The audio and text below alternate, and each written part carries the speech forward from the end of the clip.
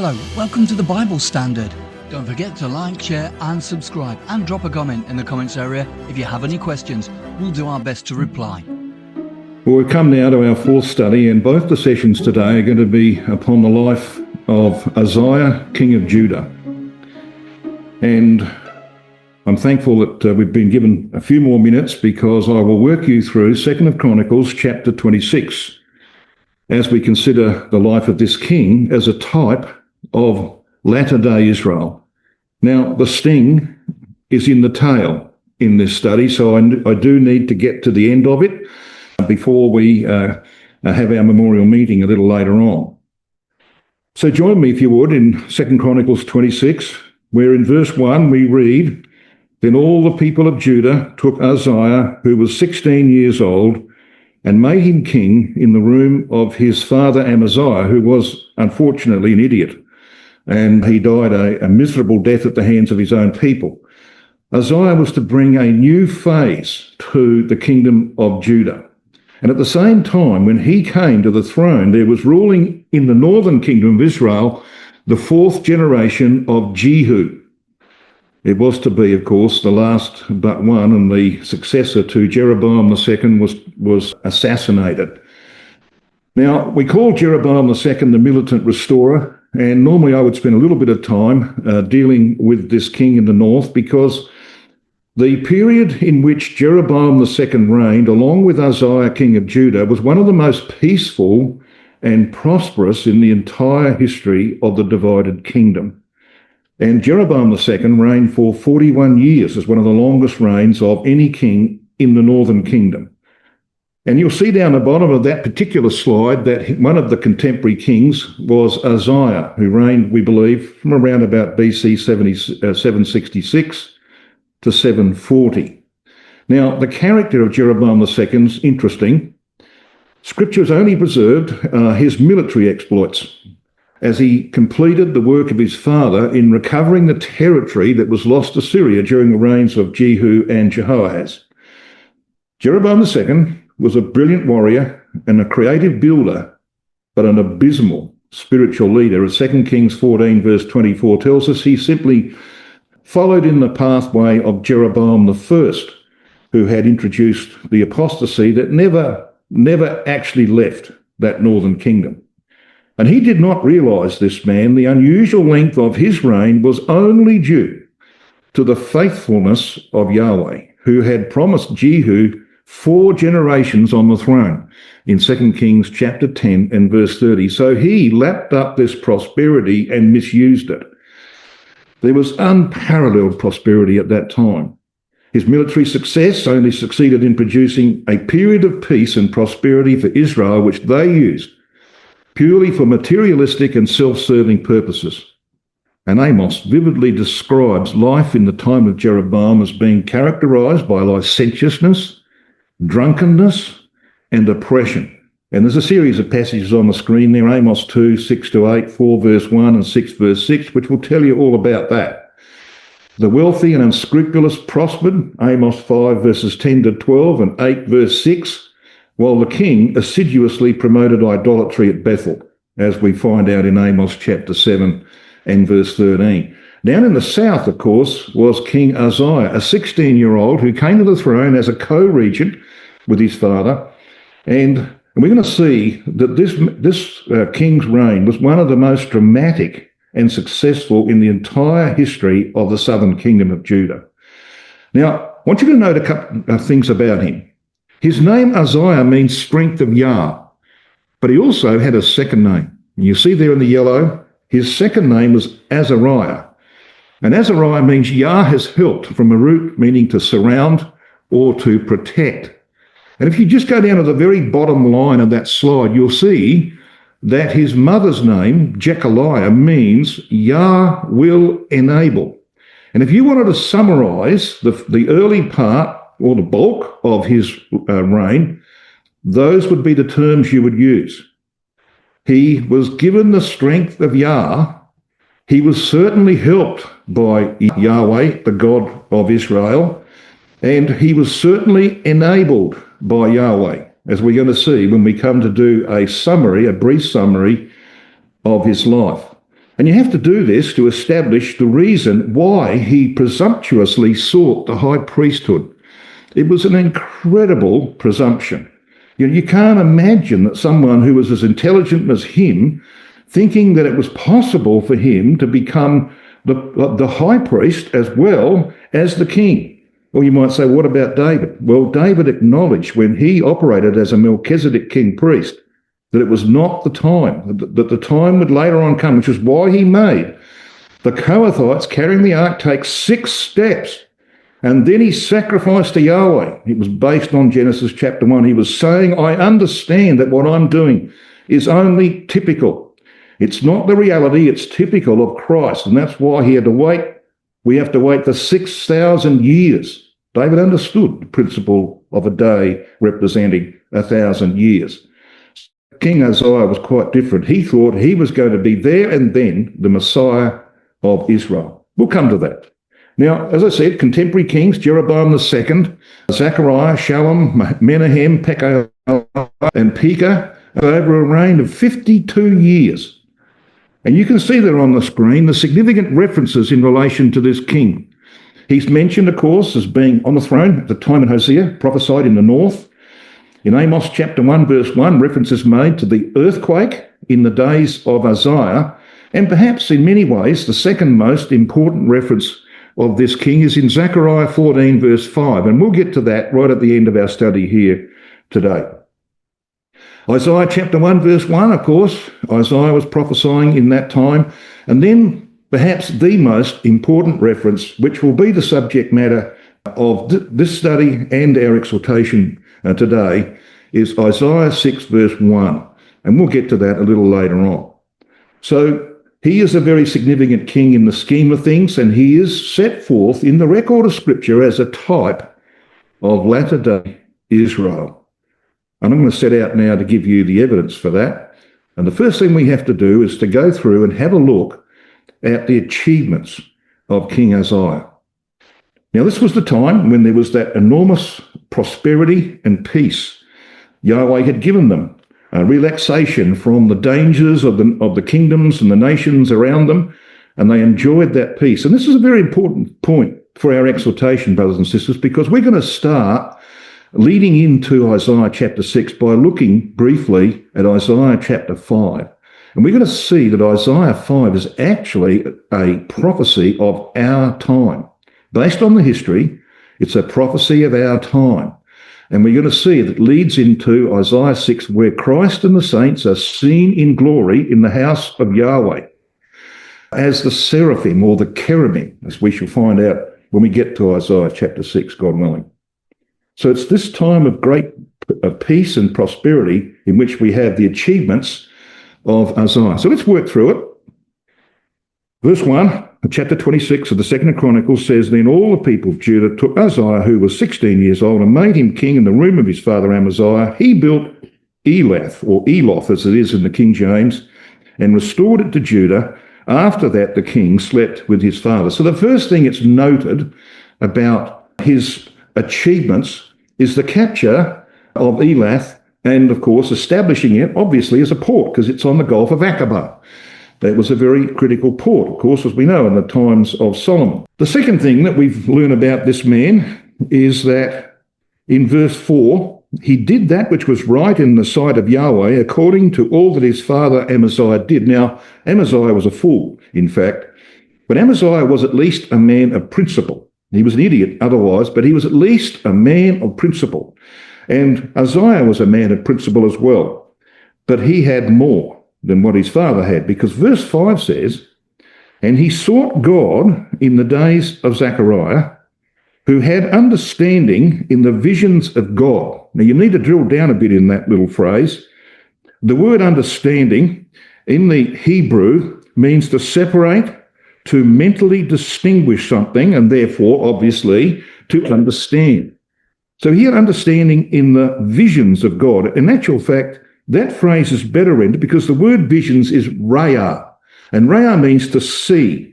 So Rotherham's translation, for example, says, he had understanding in the seeing of God.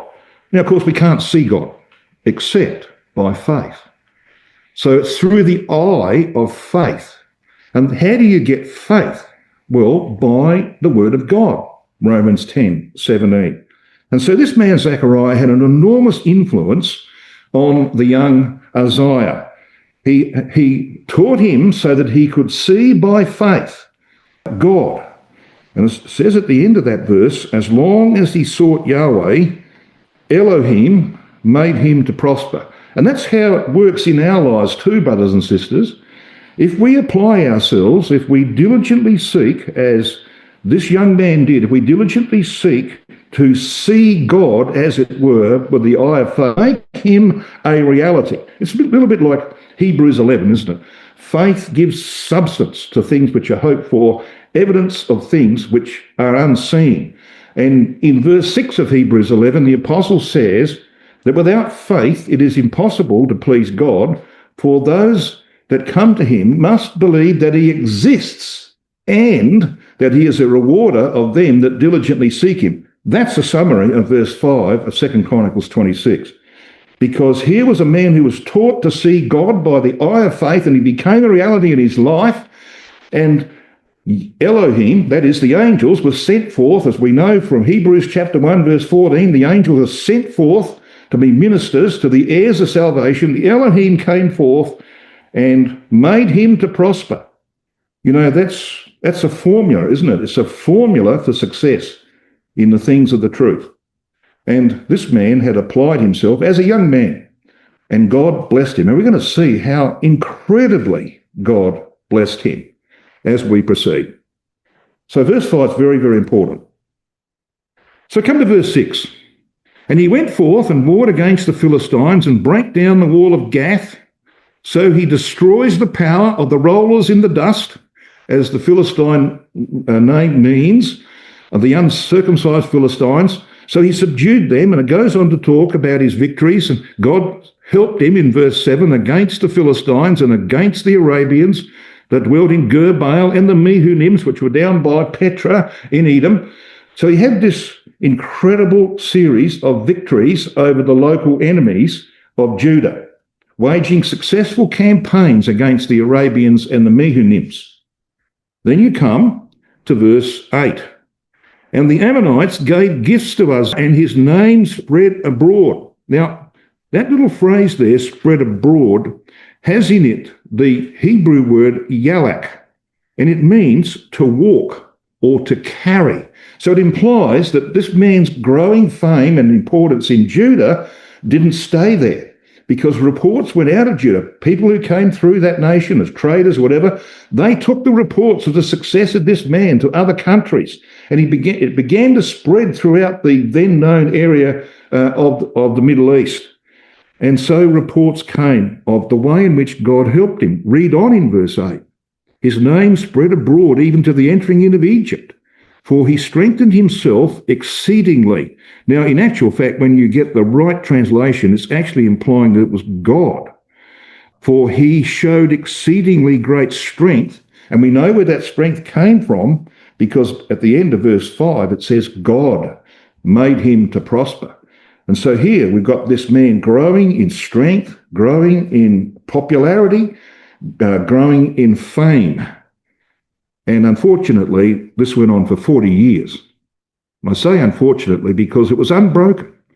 There was no hardships. He didn't face any hardships.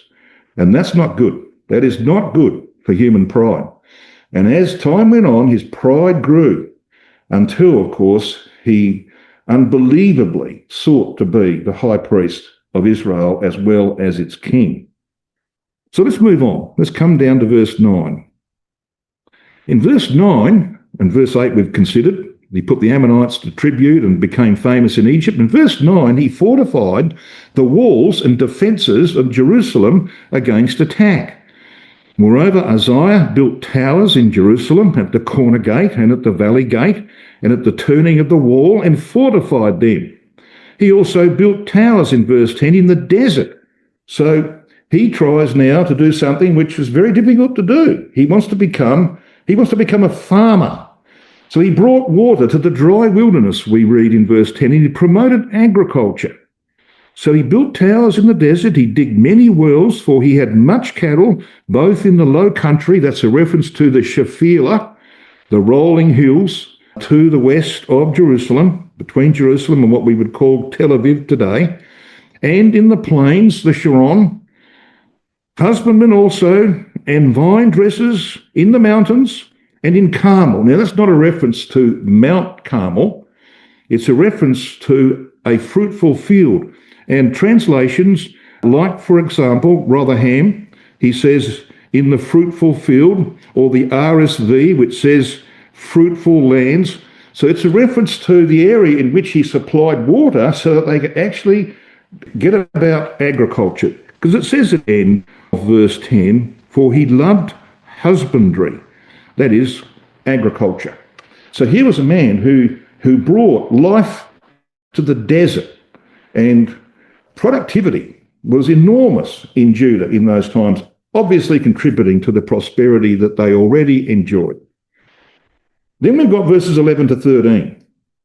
Now, I'm not going to read those verses specifically, but if you go down and count up the numbers involved, we're told the aggregate down in verse 13.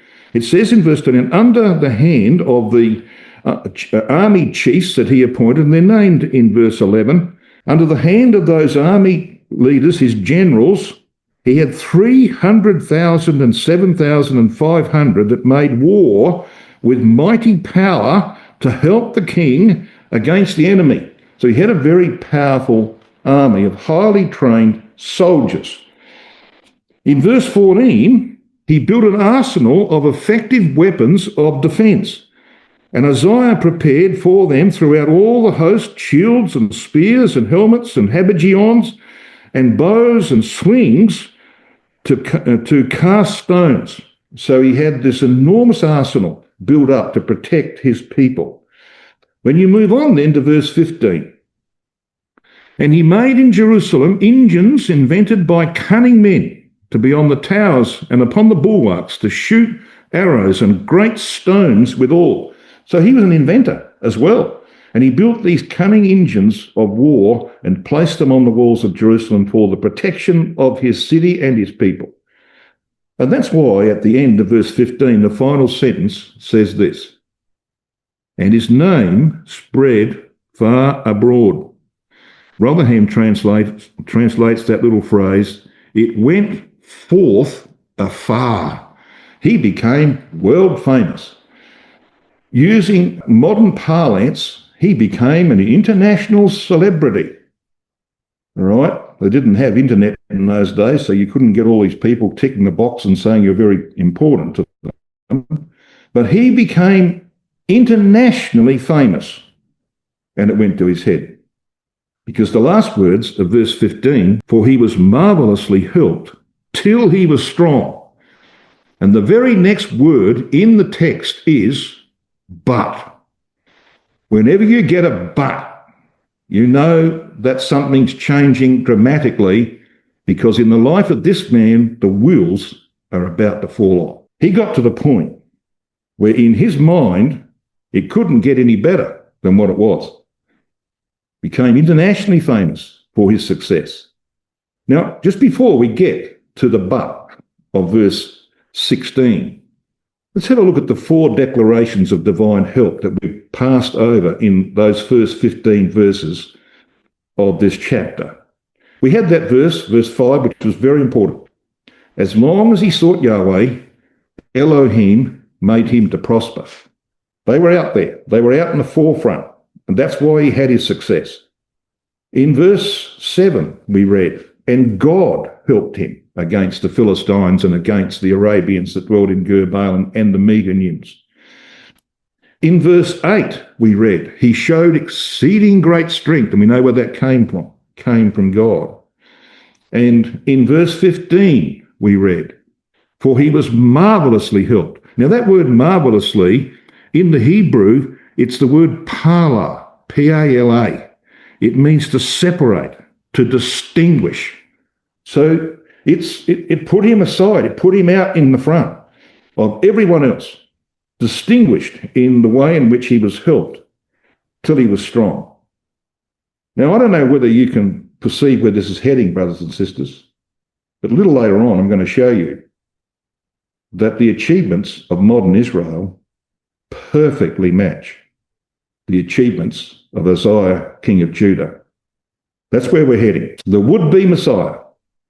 After 40 years of unmitigated success, the question that began to occupy Uzziah's mind was, when Messiah cometh, shall he do greater works than this man? Now, those are words, of course, from the New Testament, aren't they? Picked up out of the New Testament. When Messiah cometh, shall he do greater works than this man Uzziah? And his ultimate answer to that question, which he thought about night after night over 40-odd years of success, was no. I think I'm the man. I think I'm the Messiah. His other name was Azariah. And at the same time, the high priest of Judah was named Azariah. So why don't we just do a switch?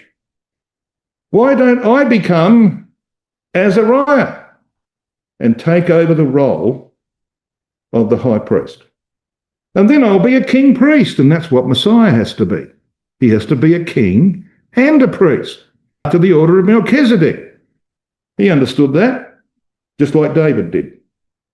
So this was what was going on in the mind of King Uzziah.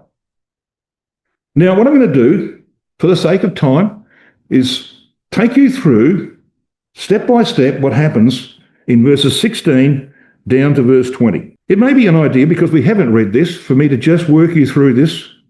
First of all, let's read down through it, and you'll see as we go that it can be pretty easily summarised, and we can project from what is happening here into the future. This is why on that chart you can see we've got on the left-hand side pretension, Uzziah's pretension, his presumption, and on the right-hand side we've got the projection, looking forward from these events as to what they prefigured, presaged. So let's just read these verses first of all, verse 16. But when he was strong, his heart was lifted up to his destruction. For he transgressed against Yahweh his God, and went into the temple of Yahweh to burn incense upon the altar of incense. Now, we're not told in this record what particular day it was, but Josephus records that Uzziah entered the temple on a special feast day to offer incense on behalf of the nation. He didn't say either what day it was. But when you look at this and you know that there was going to be one day the true Messiah, and you project it forward to Christ, Christ offered himself unspotted to God in humility, didn't he? Not in pride like Uzziah enters the temple to become the high priest. Christ offered himself unspotted to God at Passover on behalf of all mankind. What Uzziah was doing was solely for himself. Now, we'll get down to that phrase, Uzziah was wroth, in a moment, but just read on here. Verse 17. And Azariah, bearing the same name as the king, Azariah the priest went in after him, and with him 80 priests of Yahweh that were valiant men. Now, think about this, because they're in the holy place of the temple, which wasn't all that large. So 80 men, 80 priests squeeze in there with King Uzziah.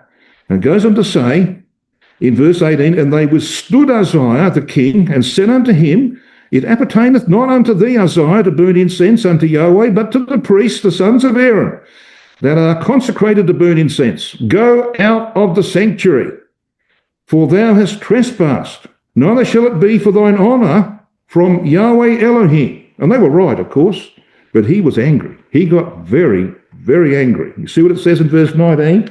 Then Uzziah was wroth, and had a censer in his hand to burn incense. And while he was wroth with the priests, the leprosy even rose up in his forehead before the priests in the house of Yahweh from beside the incense altar. So he got as far as the veil. He got right up to the golden altar of incense. That's how close he was to entering in, or at least trying to enter in, to the most holy place, which the priest could only do once every year on the Day of Atonement.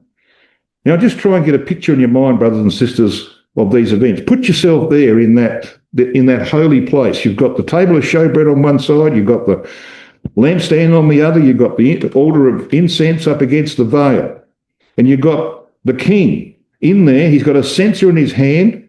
He's going to offer incense on behalf of the nation. But all of a sudden, something goes wrong, as we're going to see. He was wrong, and Josephus says he threatened the priest with death. Christ, of course, when you project this, Christ was crucified by demand of the priests. So Josephus records that an earthquake split the temple, emitting a ray of light that illuminated Uzziah's leprous forehead. Now, there may be a little bit of embellishment by the Hebrew historian Josephus. He was inclined to make a few exaggerations here and there, but it also may be pretty close to what happened. Because when you project it to the time of Christ, an earthquake accompanied the splitting of the veil, you'll remember. The veil was split from top to bottom by an earthquake when Christ died, and the way into the Most Holy was open for him. So you can begin to see the contrasts that are being made here. Now, when it says in verse 19, I want you to read it carefully with me. I'm going to pick this up from about the third line of verse 19. And while he was wroth with the priests, the leprosy even rose up. Now, Rotherham's translation is a little bit more, I think, clearer. He says, the leprosy shot forth in his forehead. And we know from Leviticus chapter 13 that the very worst kind of leprosy was leprosy in the forehead. Why? Well, because the forehead becomes the symbol for what's behind it. And what's behind it is the brain. So leprosy in your thinking, that is corruption in your thinking, is the very worst form of leprosy. And we're living in a world, brothers and sisters, of humanism and wokeism. And once you get infected with that disease, it's incurable because your thinking is totally corrupted. So this is a very important message. Here was a man who had got to the point where his thinking was so corrupt now, and so filled with pride and self-interest, that nothing else mattered to him, which of course is exactly where we're up to in our world today. It's all about me. It's all about number one. Who cares about anybody else? Except when I want to defend their rights to do things that are abhorrent to God. Yeah, they care about that. So we're living in this kind of world. So here is a man who's corrupt in his thinking. He's got leprosy that shoots forth. Now, I want you to read carefully here, because we read on, and it says in that verse, at the end of that verse, this leprosy shot forth in his forehead before the priests in the house of Yahweh from beside the incense altar, and Azariah the chief priest and all the priests looked upon him, and behold, he was leprous in his forehead. And when you go to the more literal translations, they say that word there, actually the word in the Hebrew means they turned to face, so that you've got translations like Rotherham that says they turned towards him. Now, think about this for a while. If you're the priests and you're jammed into this little tiny area of the holy place, and your king, who's standing up by the incense altar near the veil, okay, which direction you think you'd be looking? You'd be looking at him, wouldn't you? So why aren't they looking at him? Why do they have to turn to look at him, to see that he's got leprosy in his forehead? I'm going to suggest a reason. Because of the earthquake. The earthquake in the days of Uzziah. Because the earthquake had, well, if we believe Josephus, had split the temple, and a ray of light comes through and lights up his forehead. That may be an embellishment. But there was an earthquake in the days of Uzziah, king of Judah. And this is the most appropriate time for that to happen. And they would have had their attention distracted from the king by the fact that the whole building shook. And then they turn around and they see this man with his leprosy, his forehead, and they chase him out, as it says in verse 20. And they thrust him out from thence. And yea, himself hasted. He knew he had this huge bulge in his forehead of a seeping leprosy. He realised that God had struck him, and he left that place in shame and in misery and spent the rest of his days, probably about 10 years. As it says in verse 21, Uzziah the king was a leper unto the day of his death, and dwelt in what's called a several house. And I want you to know that that word several means apart, a house apart. Just lock that one away in your memory box. Let's go back then. Having read that little section, let's just go back and resume our consideration of what happened to Uzziah and project it to our Lord Jesus Christ. The next step. Uzziah was smitten with leprosy, which is a living death, for the rest of his days. Well, when you go to the things that project to Christ, graves were opened at Christ's death, and he himself, 3 days later, arose to everlasting life. Huge contrast, isn't there? Uzziah the leper, we read, Uzziah the king was a leper unto the day of his death because of an act of betrayal, is contrasted by Christ the healer. At the moment of his betrayal, you remember when Judas turns up in the garden, the king of the Jews, as Pilate was to declare him, healed a man called Malchus, because Peter took out his sword and he cut off the right ear of Malchus, one of the servants of the high priest. Malchus in the Hebrew means, it's Melchi, it means the king. Isn't that fascinating? So you see the way in which these events back here in 2 Chronicles 26 are projected into the New Testament. Uzziah's selfish claim to the high priesthood was repudiated by infliction with leprosy, whereas Christ the healer, his claim to the high priesthood was demonstrated by his selfless compassion on those who were out of the way. That's what the Apostle Paul says in Hebrews 5 verse 2 is the qualification of a true priest, a true high priest. So you got that contrast. Uzziah the leper dwelt in a house apart so he could not touch anyone and defile them, whereas Christ regularly touched the unclean to heal them, including lepers. Again, a massive contrast. Uzziah the leper was never healed of his leprosy, so he never had the priest touch his right ear with the blood of the sacrifice for the cleansing of the leper, which was laid down in Leviticus chapter 14, verse 14. The blood of the sacrifices that were made was put on the right ear of the leper. On the other hand, Christ the healer touched the bleeding right ear of Malchus, the king, and healed him, thus signifying his power to cure the problem of leprosy. Uzziah, the leprous king, lay in state for an obscure burial, we are told, in the field of burial for lesser kings. He wasn't going to be put amongst those like David and Hezekiah. He's going to go into the burial field of the lesser kings.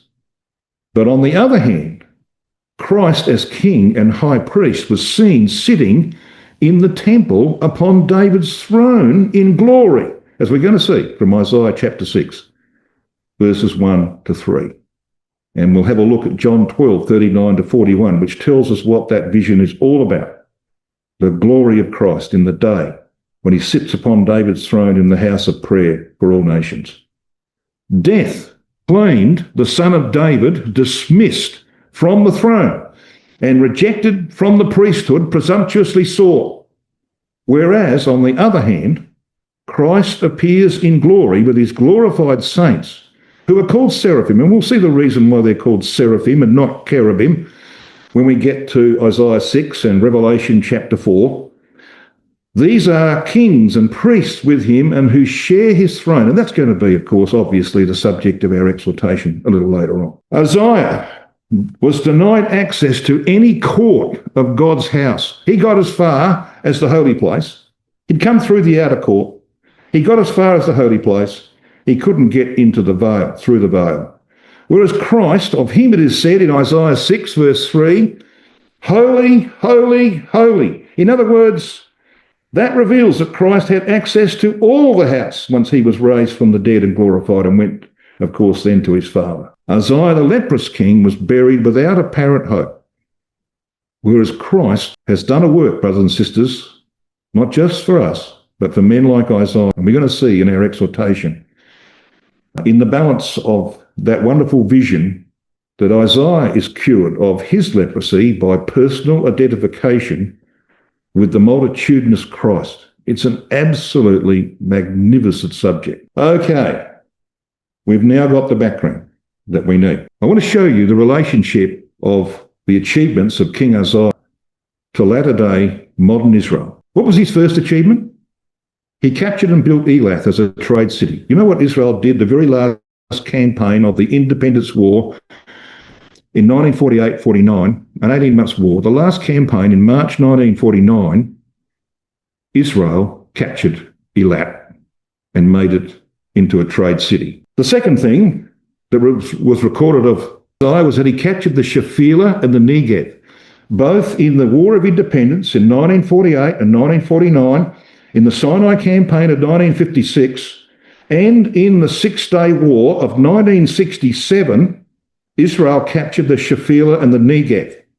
They defeated, point 3, the Arabs and Jordanians in battle in the 1967 Six-Day War. Point 4, when they built new buildings in Jerusalem in the 1960s and 70s, they built them to withstand nuclear war. Point 5, Uzziah built a prosperous agricultural society. Do I need to say very much about Israel's incredible achievements as an agricultural society? Point 6, he provided water supplies for the desert. You've all heard of Israel's water carrier that brought water to the desert, to the Negev, to make it a prosperous agricultural district. Point 7, he developed a powerful army of 300,000. You've only got one guess, brothers and sisters, of what the normal army of Israel numbers. Not when they are fighting a war, they've got to have more than this. The normal army of Israel, 300,000, same number as Azariah.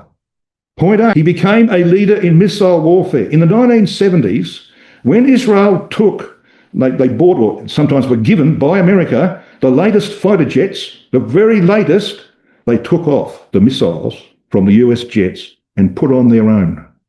Because they proved in the 1967 Six-Day War that their missiles were superior to anybody else's in the world. They took out 800 Egyptian planes in 2.5 hours. How do they do that? With precision. Look at the photos, the precision. They had better missiles than America. So did Azariah. He had better missiles than anybody else. And point 9, he was marvellously helped by God.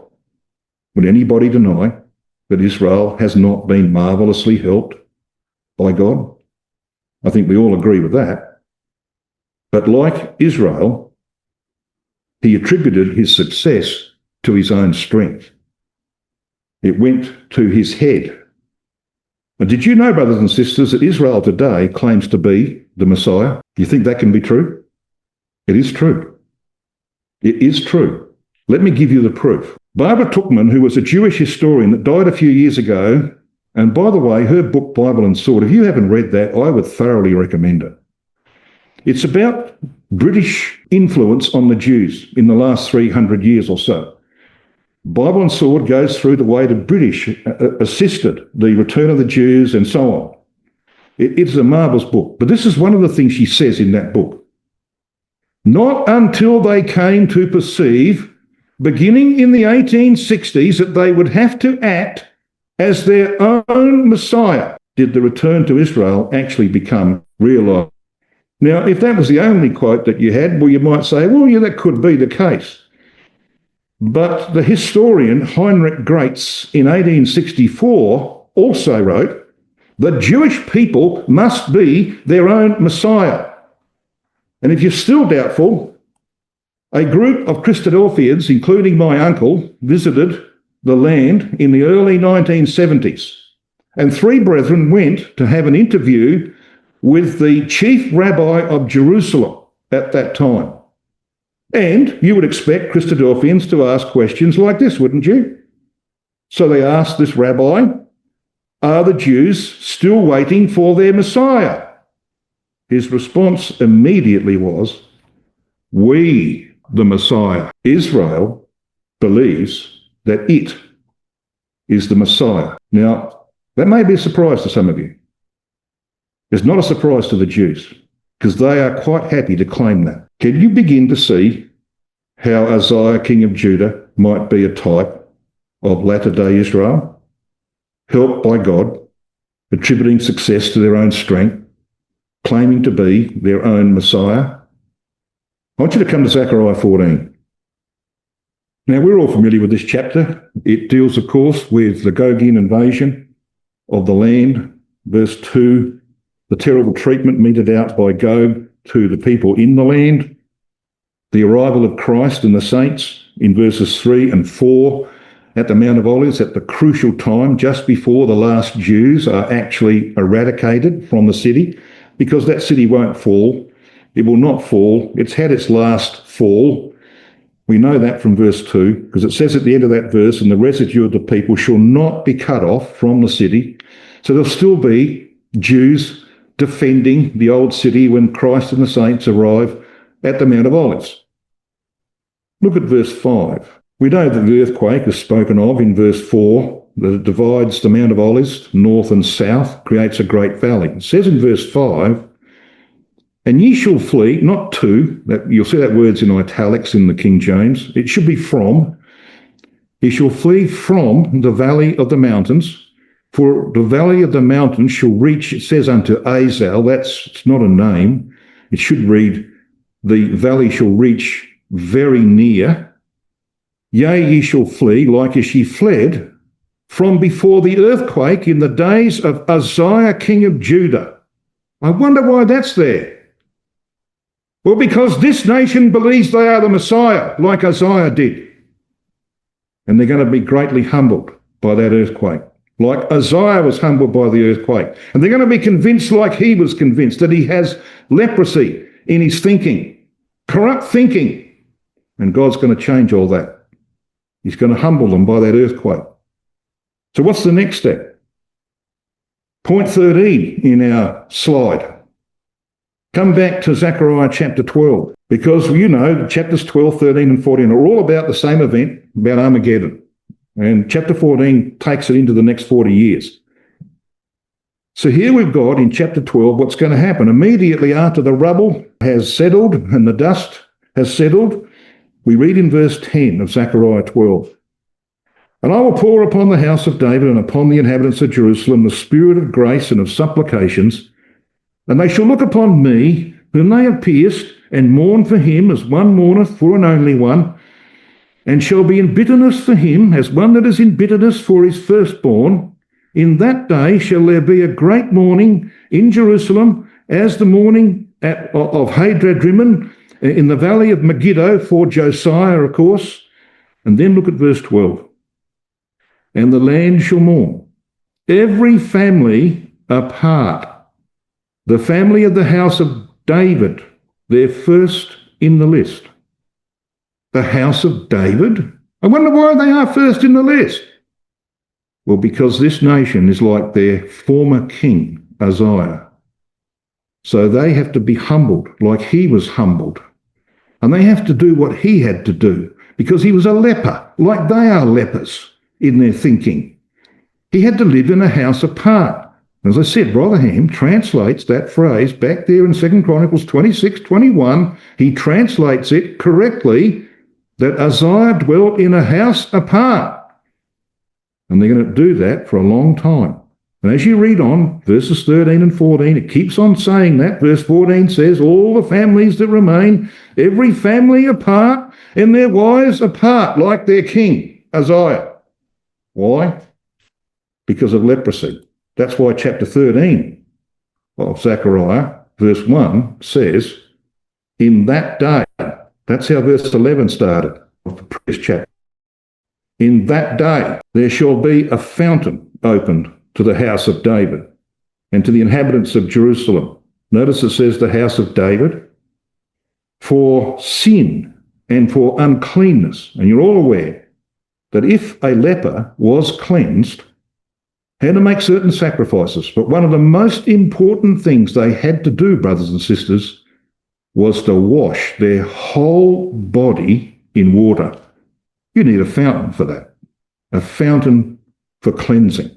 And there will be one, that the lepers of the house of David and of that nation might be cleansed. And if you don't think that they're leprous in God's sight, just have a quick read of the last half a dozen verses of Ezekiel 39, because he has hidden his face from them. He cannot tolerate the behaviour of his people.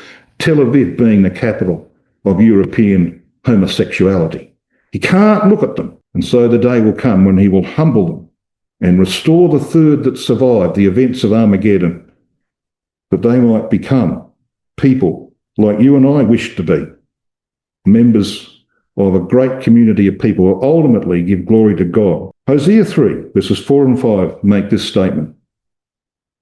For the children of Israel shall abide many days without a king, and without a prince, and without a sacrifice, and without an image, without an ephod, no priest, without teraphim.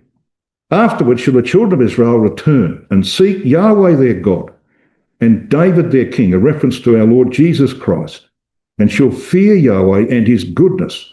So when's that going to happen? Look at the last 4 words of that verse. In the latter days. And that's why Isaiah 6 verses 1 to 3 is very important to us. In the year that King Uzziah died, I saw also, it should read, sitting upon a throne, so he's a king, high and lifted up, and his train, a word that refers to the high priest's garment, his priestly garment filled the temple. And with him there are seraphims. It's a reference, brothers and sisters, to you and me, because we're going to go through the same process. We're going through the same process as Isaiah went through, as we'll see, God willing, in our exhortation.